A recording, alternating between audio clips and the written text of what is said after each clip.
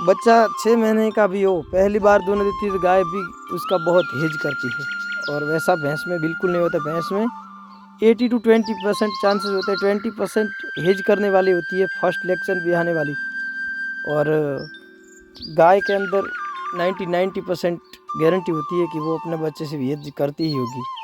यहाँ पर हम ये चेक करें उस पर बाल आगे है कि नहीं, तो यहाँ पर हमने देखा कि छोटे छोटे उसके शरीर पे बाल आए हुए हैं, और भैंस भी अपने बच्चे से हेज कर रही है कंप्लीट। तो ये दोने देगी, जिसने बच्चा गिरा दिया वो दोने के लिए देगी।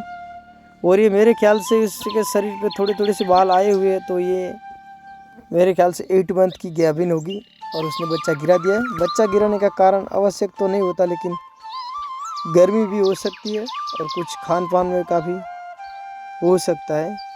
इसके शरीर में डॉक्टर के कारण से तो बहुत हो सकता है कि वो कारण बोलते हैं, क्या बोलते हैं कि ब्रूसलो पॉजिटिव होता है तो बच्चा गिरा देती है। तो यहाँ पर डॉक्टर की भाषा में ब्रूसलो पॉजिटिव हो जाती है तो बच्चा गिरा देती है, हमारी गुजराती में हो जाता है बच्ची है पैल्पेटी, इसलिए हम पक्का नहीं कह सकते कि वाह आ गया है, लेकिन इसके अंदर वाह नहीं है, ये तो अभी बच्ची है छोटी सी।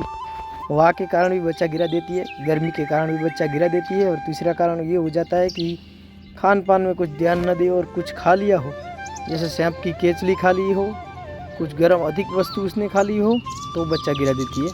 लेकिन यहाँ पर ज़्यादातर हमारे यहाँ पे पानी बिगड़ा हुआ होता है, और इसके साथ साथ बहुत ज़्यादा गर्मी पड़ रही है, उसके कारण से भी बच्चा गिरा देती है। तो देखो ये बच्चा था, अब भैंस के पास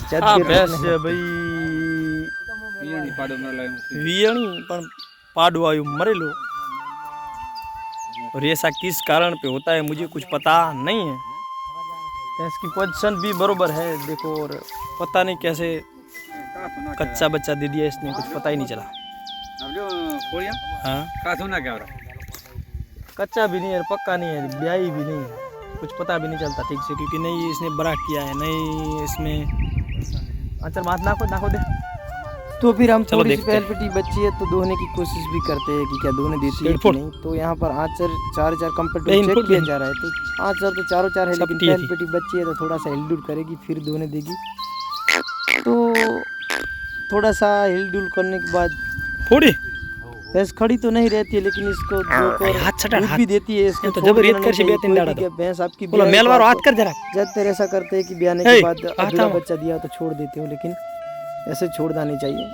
वो खड़ी रहती है, देखो यहाँ पर दो रहेगा, आहिस्ता आहिस्ता आहिस्ता वो हो जाती है। और सुबह भैंस जितना दूध करती है उतना ही दूध ये भैंस भी करेगी, लेकिन उसका डिलीवरी टाइम जितने दिन लेगी उतना समय लेने के बाद ही अपने आप जितना ब्याने के बाद दूध करेगी उतना ही दूध भैंस कर जाएगी। कभी भी छोड़ना मत आप।